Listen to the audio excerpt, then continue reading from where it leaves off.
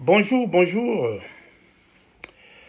Alors, je vais vous faire un petit exposé sur la dette congolaise. Alors, on a souvent fait état de la dette congolaise due au préfinancement auprès des traders et la dette auprès de la Chine. Mais il y a un aspect important de la dette congolaise qui n'a jamais été évoqué. Il s'agit de l'encours de la dette congolaise sur le marché des titres publics au sein de la BAC. Alors, depuis 2011, des réformes ont été entreprises auprès de la BAC qui ont permis de dynamiser le marché monétaire. En termes clairs, on avait peu à peu arrêté le financement de l'économie des États à travers les avances pour mettre en place un financement à travers les titres publics émis au sein de la BAC. Alors, il faut dire que deux pays ont commencé à financer leur économie à travers ces titres publics. Il s'agit notamment du Cameroun et du Gabon. Et le Congo, en Afrique centrale, était le dernier pays à rentrer dans ce financement à travers les titres. Le Congo n'est arrivé sur ce marché qu'en 2017. Alors, les titres publics émis par le Congo étaient très rentables parce qu'ils étaient rémunérés à hauteur de 10%, alors qu'en moyenne en Afrique centrale, c'était autour de 6%. Ce qui fait que les oligarques congolais se sont rués dessus, acheter ces titres et se faire rémunérer à long et moyen terme. En termes clairs, quand on émet des titres sur le marché, que les gens les achètent, c'est une dette concrète.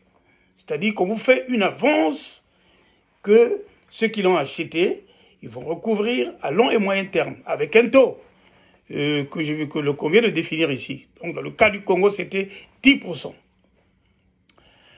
Alors, ce qui fait que la dette du Congo s'est envolée et passée de 17 milliards en 2018 à 1924 milliards en septembre 2023.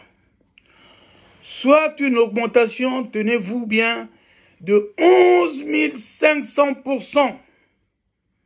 Je dis bien 11 500%. C'est pas 11%, hein? 11 500%. Alors, pour vous donner une idée sur l'étendue des malversations de ces oligarques, il va falloir comparer les économies d'Afrique centrale par leur poids par rapport à leur PIB. En fait, en Afrique centrale, la première économie, c'est le Cameroun.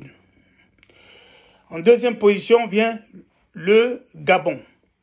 Le Congo ne vient qu'en troisième position. Or, en septembre 2023, l'enveloppe globale de cette dette en Afrique centrale était de 6 027 milliards. Et le Congo, dans cet endettement, dans ce montant, représentait 32%.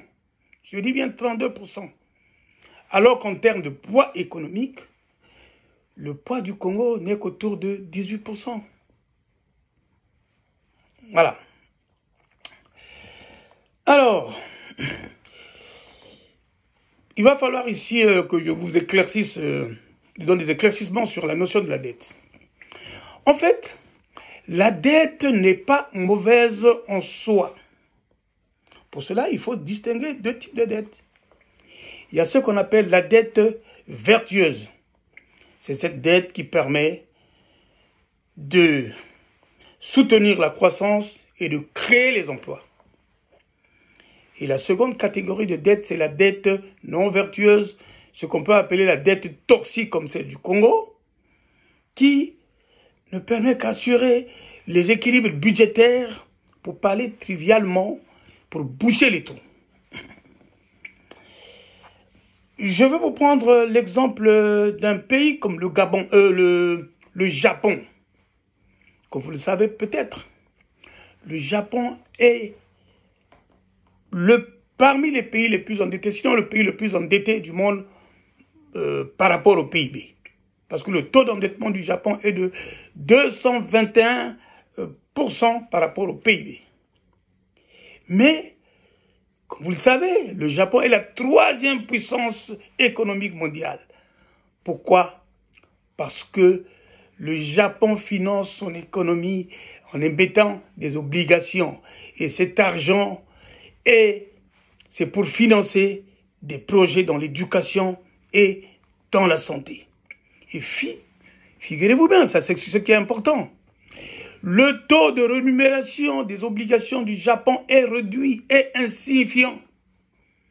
C'est-à-dire que les entreprises et les patriotes japonais achètent ces titres parce qu'ils savent que l'État va utiliser cet argent pour financer des projets, soit dans l'éducation, soit dans la santé.